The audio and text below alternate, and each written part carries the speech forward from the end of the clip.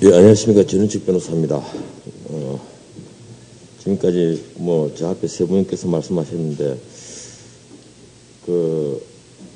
제 얘기도 역시 마찬가지로 이 팜플렛에 다 수록이 다 되어 있습니다. 그래서 이 팜플렛에 수록되어 있는 그 긴 이야기를 이 자리에서 다 말씀을 드릴 수가 없고, 우선 우리가 공정이라고 얘기하는 그래서 두 가지 기준에 대해서 말씀을 제가 좀 드릴까 합니다. 제 팜플렛에는 없는 얘기입니다. 동물과 사람 중에서 누가 더 공정한가? 이런 질문이 이제 나오면 사람들은 다들 그렇게 얘기합니다. 사람이 더 공정하지 동물이 공정하겠느냐? 제 생각은 완전히 다릅니다. 동물들이 훨씬 더 공정합니다. 제가 단적인 얘기를 통해서 동물의 세계에서 두 가지 기준점에 대해서 제가 말씀을 드리겠습니다. 아프리카에 가면 소위 동물의 왕이라고 하는 사자가 있습니다. 이 사자가 건기에는 배가 고파서 먹이를 찾아서 헤맵니다. 그래서 아주 순한 양, 바로 아프리카 초원에 있는 스프링벅이라는 어린 양을 발견을 합니다. 그런데 어떤 사자라도 어린 양을 잡아먹을 때 웃지 않습니다. 사자가 동물 잡아먹으면서, 사자가 먹이 먹으면서 웃는 거 봤습니까?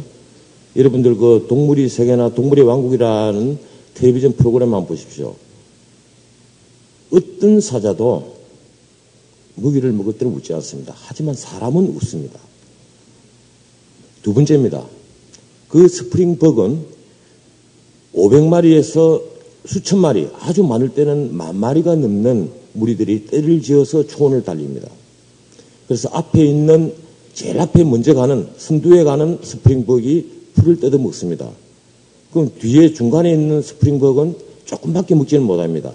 아주 뒤에 처진 스프링벅은 전혀 먹지는 못합니다. 이러니까 뒤에 가는 스프링벅이 풀을 먹기 위해서 앞에 가는 스프링벅을 추월을 합니다. 대단히 빠릅니다. 굉장히 빨리 달립니다.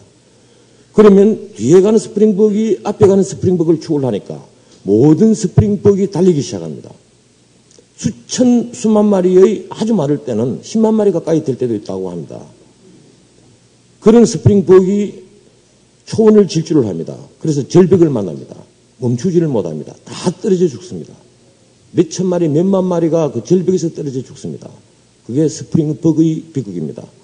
넓은 초원에 깔려있는 수많은 풀을 나누어서 뜯어먹지를 못하고 자기 앞에 달리는 스프링벅의 풀을 먼저 먹기 위해서 추월을 하다가 결국은 모두 다 죽습니다. 오늘 우리 사회에서 공정이라는 것이 다시 화두로 떠올랐습니다. 아까 이제 유 교수님께서는 이명박 대통령께서 이 시기에 공정을 말하는 것이 참 시의적절하다고 말씀을 하시는데 제 팜플렛에 있습니다만은 저는 굉장히 놀랐습니다. 왜 집권 중간에 슬로건을 내거느냐.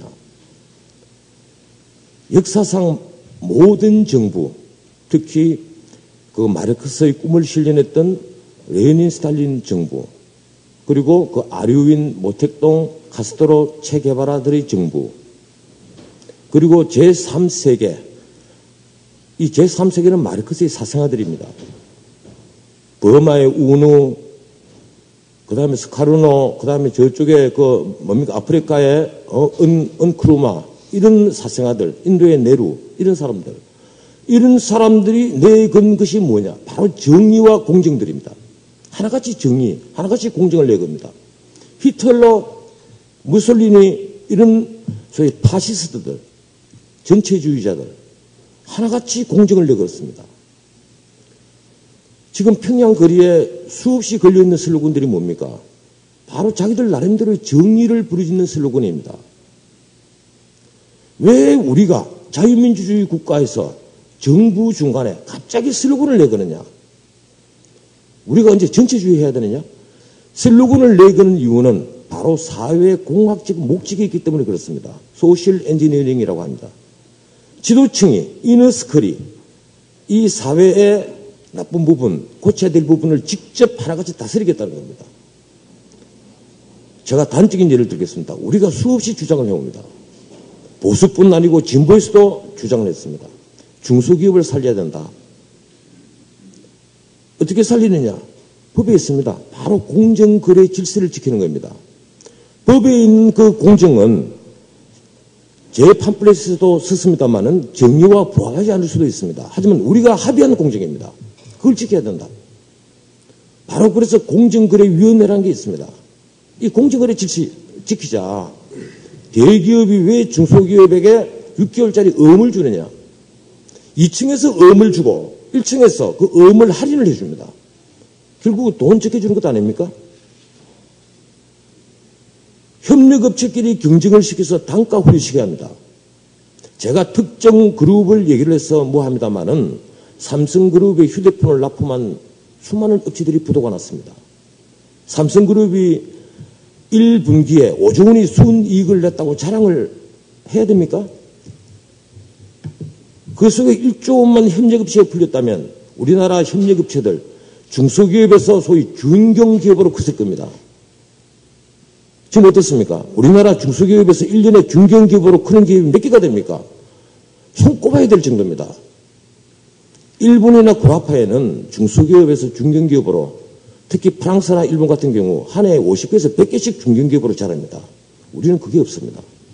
중소기업은 영원한 중소기업입니다. 그러다가 부도가 나서 망합니다.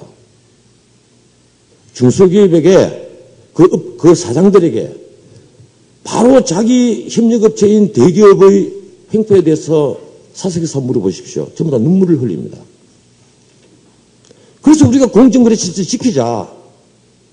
정운찬 전 총리가 퇴임 직전 국무회의에서 그 얘기를 했습니다. 언론에 일제히 보도가 되었습니다. 이튿날 우리 하이퀄리티 페이퍼라고 하는 몇 개의 신문들에서 일제히 칼럼과 사실이 실렸습니다. 총리가 앞장서서 시장경제를 흔드느냐. 이게 뭐 하는 얘기입니까?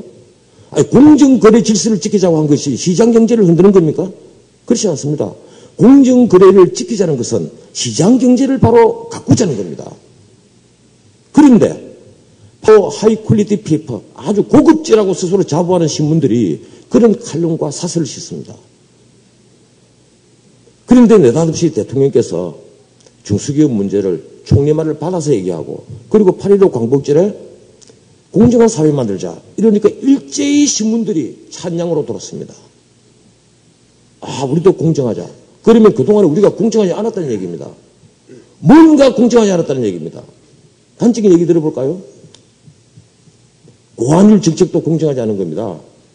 고환율 정책으로 인해서 서민 물가가 오른 건 사실 아닙니까? 고교 평준화를 하기 전에는 소위 공교육들, 영재교육 인류 고등학교들은 전부 다 공립학교였습니다.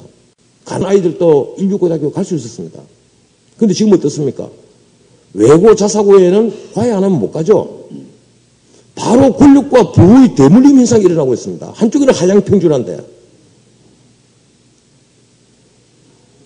삼인권의 남용은 어떻습니까? 소위 이너스컬에 든 사람들 여든 야든 가리지 않습니다. 노건평 씨가 뭐라고 얘기했습니까? 이 정부 출범하자마자 바로 이 정부의 핵심 사람 만나서 박연차도 우리 패밀리니까 좀 봐주라. 신문에 보도됐지 않습니까? 그 노건평이 사면받았습니다. 보통 사람이 그런 죄 지으면 사면받습니까?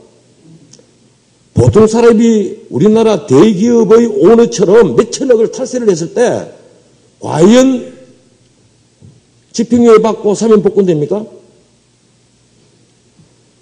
그래서 우리가 공정을 다루려면 한도 끝도 없습니다. 그럼 이걸 사회공학으로 해야 되느냐? 사회공학 하려면 이너스컬부터 해체해야 됩니다. 이너스컬 해체되지 않습니다. 내가 보수를 하면서도 감히 얘기를 하는데 부와 권력을 가진 사람, 제가 분명히 말씀드립니다만 이건 여도야도 없습니다. 이너스컬에 있던 사람 우리나라 혼맥도 한번 보십시오. 재벌과 정치하는 사람, 권력 가진 사람들이 전부 다 혼맥을 맺고 있습니다. 이 이너스컬에 있던 사람들 한번 들면 영원한 이너스컬입니다. 감옥에 안 가는 것과 마찬가지로 자기들은 노블리스 오블리주 줄 안합니다. 아까 교수님이 말씀하셨습니다마는 병력 조세 문제 이거 흔들리면요 국가가 무너집니다. 그런데 병력 조세 문제를 흔드는 자들이 바로 그 자들입니다. 우리나라 주요 언론들 사주 아들들, 주요 재벌들 병력 문제 한번 보십시오. 몸이 뚱뚱해서 전부 다 병력 문제를 해결을 안 했다. 이게 뭐 하는 짓입니까? 이래놓고도 자기 자신들이 공정한 사회를 주장을 하면 안 됩니다. 그래서 제가 늘 말씀을 드리는데 공정한 사회는 이게 사회공학적으로 해결할 수 없습니다. 방법은 사실 딱 하나입니다. 우리 모든 서민들, 모든 일반 국민들이 이 규칙과 규정, 우리가 합의한 법, 이걸 지켜나가는 것 외에는 없습니다. 바로 아주 사소한 것부터 출발해야 된다. 리베이트 안 받기. 그리고 솔직히 말해서 혈연 학연 지원에 얽매여서 안 봐주기. 아닌 말로 신호등 하나 지키는 것부터 이거부터 우리가 습관화가 되고 그리고 사회의 일반적인 룰이 되면 공정한 사회, 이너스클 해체됩니다. 그리고 공정한 사회는 이루어집니다. 나머지 문제는 제 팜플렛에 수록된 제 글을 참조해 주시기 바랍니다. 고맙습니다. 네, 고맙습니다. 예, 이 상황인식이나 뭐 사태에 대한 진단 이런 거는 전원책 변호사님이 유정희 교수님보다 좀 더 가격하신 것 같은데 결론은 조금 다르게 나는 것 같습니다. 어쨌든 예.